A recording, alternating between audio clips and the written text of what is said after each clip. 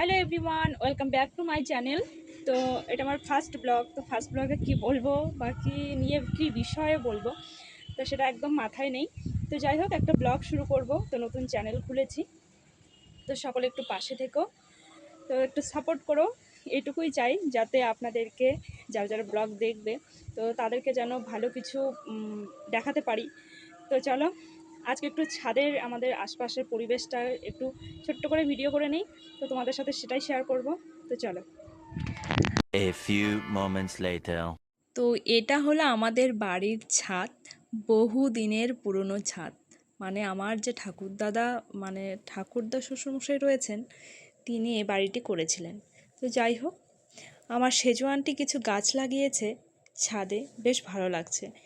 তো ছাদে কিন্তু ছোট ছোট টবে গাছ লাগালে পরে খুব একটা ভালো হয় না, মানে প্রচুর যত্ন নিতে হয়। তো ছাদে যেহেতু খুব একটা আমরা আসি না, তাই ফুলের গাছই বলো, যে কোনো গাছেরই বলো, যত্ন খুব একটা নেওয়া হয় না। আমরা যেহেতু একদম নিচতলায় থাকি, তাই নিচেই প্রচুর গাছ রয়েছে, আর লাগালে নিচেই লাগানো হয়। তো যাই হোক, আমি কিন্তু ফুল গাছ আমি ভীষণ পছন্দ করি, তবে জানেন তো, এখানে এত হনুমানের উৎপাত, যার জন্য আর ফুল গাছ লাগানো হয় না। এটা আমি বড্ড মিস করি।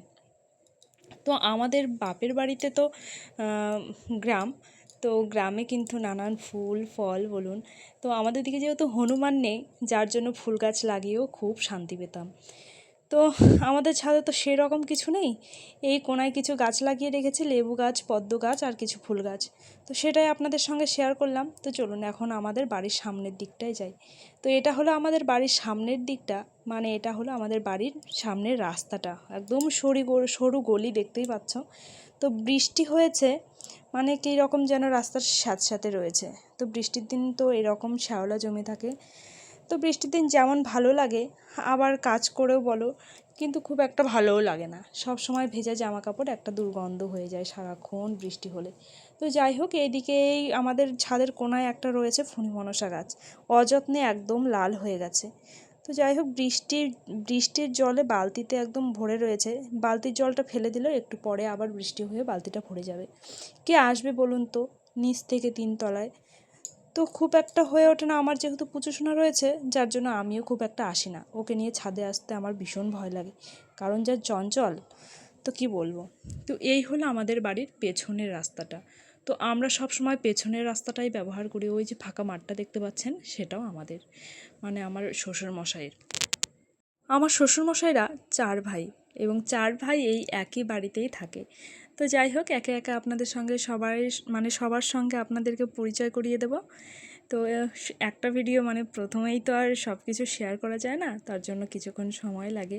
তো সবাই হয়তো কাজে কাজে ব্যস্ত থাকে, সবাইকে একসঙ্গে পাওয়াও যায় না খুব একটা। তো জয়েন্ট ফ্যামিলিতে বিয়ে হওয়ার পর একটা জিনিস বুঝেছি, যেমন আনন্দ আছে তেমন নিরানন্দও আছে, নিজের স্বাধীনতাটা নেই। ঠিক আছে, তো অন্যের স্বাধীনতায় চলতে হয়, মানে সবারকে মেনটেন করেই চলতে হয়। তো যাই হোক, যারা জয়েন্ট ফ্যামিলিতে থাকেন তারাই বুঝবেন। তো ছাদে এসে তো তোমাদের সাথে সব কিছুর পরিচয় করে দিলাম, মানে যা যা আছে একটুখানি পরিচয় করিয়ে দিলাম। তো এখন আমি যাব নিচে। তো নিচে গিয়ে আমাদের একটু গাছগাছালি যা আছে মানে বাড়ির আশপাশে, তো সেটার সঙ্গে তোমাদের পরিচয় করে দেবো আজকে।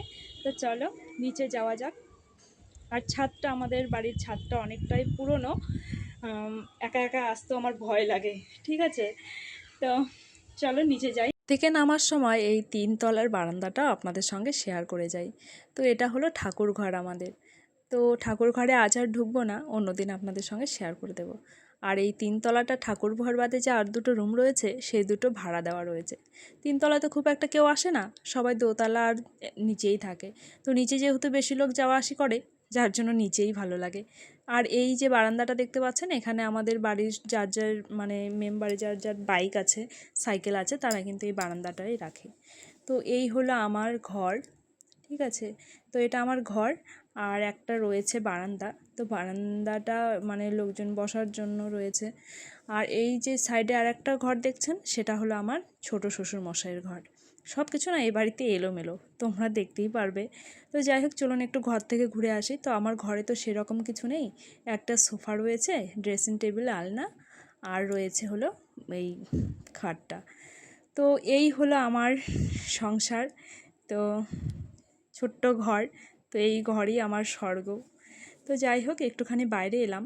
তো বাইরে দেখেছো আবহাওয়াটা খুব ঠান্ডা ঠান্ডা, বেশ ভালো লাগছে। আর ওই দিকটা খুব মেঘ করে এসছে। আর এটা হলো আমাদের বাড়ির পেছনের রাস্তাটা।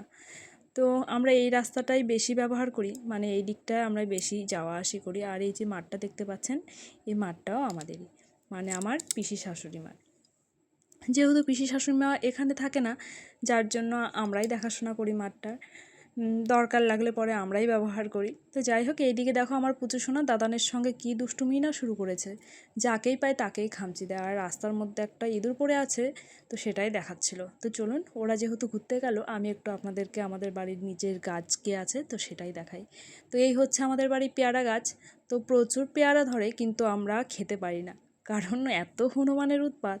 হয়তো আজকে দেখলেন একটা পেয়ারা সুন্দর পেকে আছে, কালকে এসে দেখবেন সেই পেয়ারাটা নেই, কারণ হনুমানে খেয়ে নিয়েছে। তাদের চোখ তো আর কী বলবো, সকালবেলায় এসে খেয়ে নেবে, মানে কখন এসে খেয়ে নেবে আপনি বুঝতেই পারবেন না। এই যে তুলসী তলাটা জঙ্গল হয়ে রয়েছে। তো যাই হোক, নানান রকম ফুল গাছ রয়েছে, সাদা ফুল গাছ। আর এই হলো গন্ধপাতা। তো দেখুন গাছগুলো কি সুন্দরই না হয়েছে। তো এই গন্ধপাতার বড়া খেতে না বেশ ভালো লাগে। আপনারা কে কে খেয়েছেন বলবেন কমেন্ট করে অবশ্যই। তো বৃষ্টির জল পেয়েছে আর ডগাগুলো লকলক করছে। তো যাই হোক, তো এই ছিল আজকে আমার মানে ভিডিও। তো আপনাদের কেমন লাগলো অবশ্যই আপনারা কমেন্ট করে জানাবেন। ভিডিওটা ভালো লাগলে সাবস্ক্রাইব করে দেবেন এবং পাশে থাকা বেল আইকনটিকে ক্লিক করবেন, যাতে পরবর্তী ভিডিওগুলো আপনার কাছে যায়।